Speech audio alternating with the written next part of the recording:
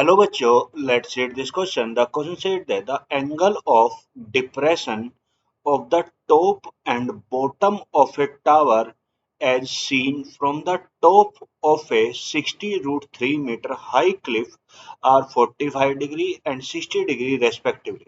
Find the height of the tower. कह रहा है कि कोई एक क्लिफ है, उसके टॉप से जो एंगल ऑफ डिप्रेशन है किसका, एक तो किसका टॉप ऑफ द टावर का और एक बॉटम ऑफ द टावर का, और कितना दे रखा है 45 डिग्री और 60 डिग्री दे रखा है जी। अब कह रहा है बताओ उस हाइट ऑफ द टावर कितनी होगी। अब देखो सबसे पहले हमने मान लिया, मान लो ये मेरे पास कोई एक क्लिफ है, ये मेरे पास कोई एक क्लिफ है, पहाड़ी है, और इसके यहाँ पे ये यहाँ पे कोई इसके इतनी दूरी पे कोई एक टावर खड़ी हुई है, ये कोई टावर यहाँ पे खड़ी हुई है जी, ये। अब देखो उसने बोला इसके टॉप से, इसके जो टॉप है, इसके टॉप से जो इसके टॉप का और इसके बॉटम का इसके टॉप से, इस क्लिप के टॉप से जो इसके टॉप का और इसके बॉटम का जो एंगल ऑफ डिप्रेशन है वो कितना डिग्री है, 45 डिग्री। मतलब ये एंगल ऑफ डिप्रेशन कौन सा होता है, ये वाला होता है, तो ये 45 डिग्री है। और ये जो बड़े वाला है ये मेरा कितना डिग्री है, 60 डिग्री है। एक 45 डिग्री और एक मेरा कितना 60 डिग्री है। अगर मैं इसे भी यहाँ से ज्वाइंट कर दूँ, ये अगर हम इसकी नेमिंग दे दें तो ये हो गया, मान लो ये मैं नेमिंग कर देता हूँ, ये ए है, ये बी है, ये क्या है, सी है, ये डी है, और ये क्या मानने वाले, ई मान लिया, ये।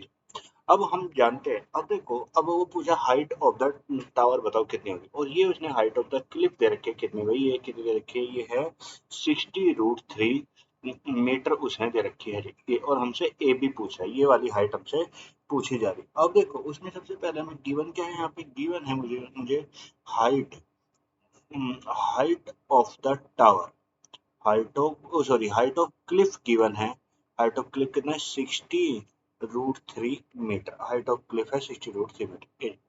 और उसने हमें साथ में एंगल ऑफ डिप्रेशन दे रखा है, और हम जानते हैं जो एंगल ऑफ डिप्रेशन होता है वो जी, एंगल ऑफ ये एंगल बनाते हैं, यहाँ पे कौन से एंगल बनते हैं, ये कौन से एंगल बनते हैं, ऑल्टरनेट इंटीरियर एंगल बनते हैं, ऑल्टरनेट इंटीरियर एंगल।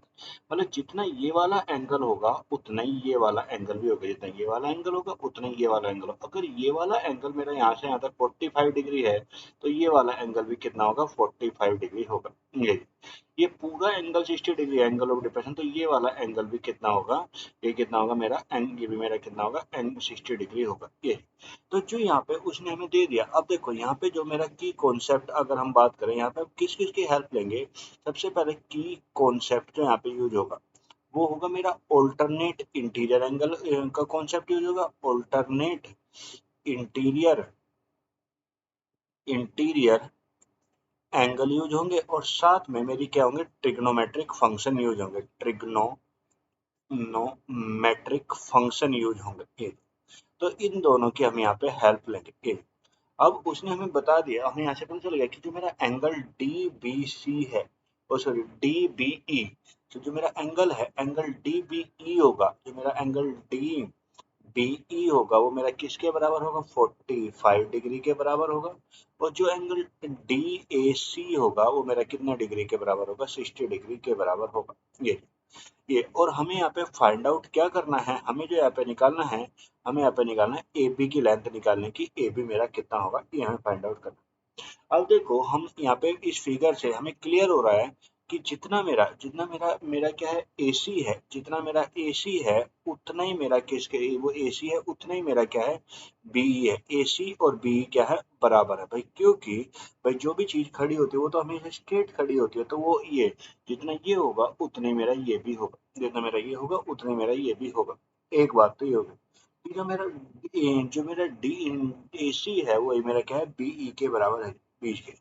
और दूसरी चीज जो यहाँ से क्लियर हो रही है वो मेरा जितना मेरा ए बी होगा, ए बी की लाइन जितनी होगी उतने मेरा क्या होगा, ई सी होगा, ए बी इक्वल टू किसका, ई सी के बराबर होगा ये। तो ये होगा ये दोनों चीजें मेरी बराबर हो गई भाई, ए सी किसका, बी के बराबर, और ए बी जो ए बी है वो मेरा किसका, ई सी के बराबर है।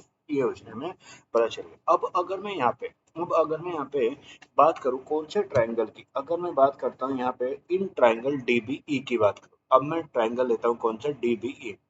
अगर हम बात करें इन ट्राइंगल किसकी, डी बी ई की बात करें, डी बी ई, अब देखो हम जानते हैं जो हमारा टेन थीटा होता है, टेन थीटा अगर मैं डीबी की बात करूँ, जो मेरा टेन थीटा होगा, टेन थीटा क्या होता है, perpendicular upon base, perpendicular upon base. तो अगर मैं इस वाले ट्राइंगल में इसकी हेल्प लूँ टेन थीटा की, तो टेन अगर यहाँ पे एंगल को पुट करें तो टेन 45 बाई टेन 45, और परपेंडिकुलर क्या होता है, थीटा के सामने वाली साइड क्या होती है, परपेंडिकुलर होती है। तो ये मेरा क्या हो जाएगा भाई, डी ई अपॉन कितना हो जाएगा, डी अपॉन क्या हो जाएगा, बी आ जाएगा, डी अपॉन क्या भाई, बी ई। और हमें पता है जो टेन 45 होता है, टेन 45 मेरा किसके बराबर होता है, वन के बराबर होता है, टेन 45 होता है वन, और ये आ गया डी अपॉन कितना हो गया, बी हो गया, डी अपॉन बी। और अगर टेन 45 वन के बराबर, तो यहाँ से डी अपॉन बी, तो अगर मैं यहाँ पे देखूँ तो डी ई मेरा जो आ गया वो किसके बराबर, बी ई के बराबर आ गया। तो डी की वैल्यू आ गई, डी जो है वो किसके बराबर आ गया, बी ई के बराबर आ गया। तो मुझे यहाँ से पता चल गया कि जो डी है वो किसका, बी ई के बराबर है। तो मैंने सबसे पहले तो ये वाली चीज फाइंड आउट कर ली कि डी किसका, बी के बराबर है। अब हम बात करते हैं दूसरे ट्राइंगल की, ये पहले ट्राइंगल से थे डी किसका, बी के बराबर है। अगर बात करूं इन ट्राइंगल डी ए सी की बात करता हूँ, डी ए सी। अब देखो अगर मैं यहाँ पे भी टेन थीटा की हेल्प लूँ, तो टेन इस बार एंगल कितना है, 60 डिग्री, तो टेन 60 इक्वल्स टू परपेंडिकुलर। अब परपेंडिकुलर क्या बनेगा यहाँ पे, तो यहाँ पे परपेंडिकुलर क्या, डी सी, डीसी अपॉन कितना हो जाएगा, बेस क्या हो जाएगा, ये हो जाएगा एसी हो जाएगा, डीसी अपॉन कितना, एसी। अब देखो और जो डीसी है अगर मैं उसे लिखना चाहूँ, बट ये टेन सिक्सटी तो कितना होता है, √3 होता है, टेन सिक्सटी होता है √3। अगर डीसी को ब्रेक करके लिखना चाहे तो डीसी किस किस से बनेगा, डीई अपॉन किससे, डी प्लस क्या हो जाएगा, ईसी हो जाएगा, अपॉन क्या हो गया, एसी, एसी हो गया ये।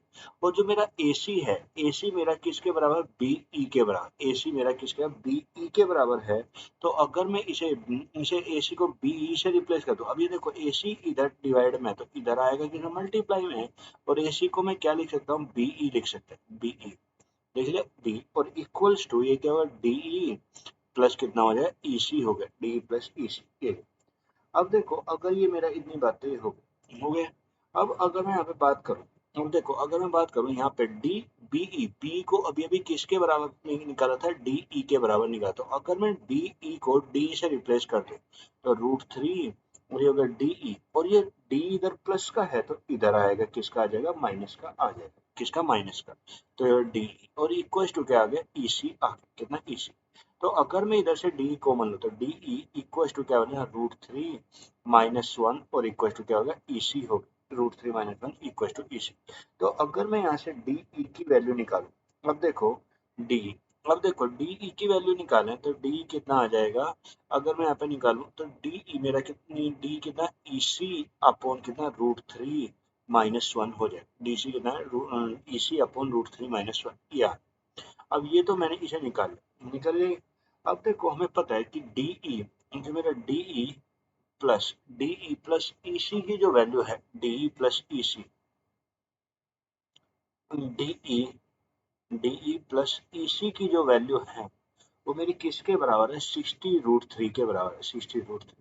अब डी डी का मान कितना, EC upon √3 - 1 plus EC, EC क्या हो जाएगा भाई, डी ईसी अपॉन √3 - 1, और ये हो गया ईसी, और इक्वल टू कितना हो गया, 60√3 हो गया ये। अगर मैं इसका एलसीएम लूँ तो इसका एलसीएम क्या बनेगा, √3 - 1, तो ये हो गया ईसी। अब देखो ईसी ऊपर से कॉमन आ जाएगा तो क्या हो जाएगा, 1 प्लस √3 - 1, और इक्वल टू ना 60√3। फिर माइनस से माइनस, ये -1 से +1 कट गया तो √3 बचा, तो ईसी √3 अपॉन कितना, √3 - 1, और इक्वल टू कितना, 60√3। तो √3 से √3 कट गया। तो अगर मैं यहाँ से ईसी की वैल्यू निकालूं, अगर मैं यहाँ से ईसी की वैल्यू निकालूं, तो मैं 60 इंटू √3 - 1 आ जाए, 60 इंटू √3 - 1। अब देखो ये तो निकल गया, ये मेरा ईसी आ गया, ईसी 60 इंटू √3 - 1। अब देखो हमें पता है ईसी मेरा किसका, ए बी के, और ए बी भी, ए बी कितना आ गया, 60 ब्रैकेट में √3 - 1, और ये क्या, मीटर। यानी जो हाइट ऑफ द टावर रही होगी, जो हाइट ऑफ द टावर रही होगी वो कितनी रही, 60 ब्रैकेट में √3 - 1 मीटर रही होगी। So the answer of this question is 60 bracket में √3 - 1 meter. Hope you understand it well. Thank you and best of luck.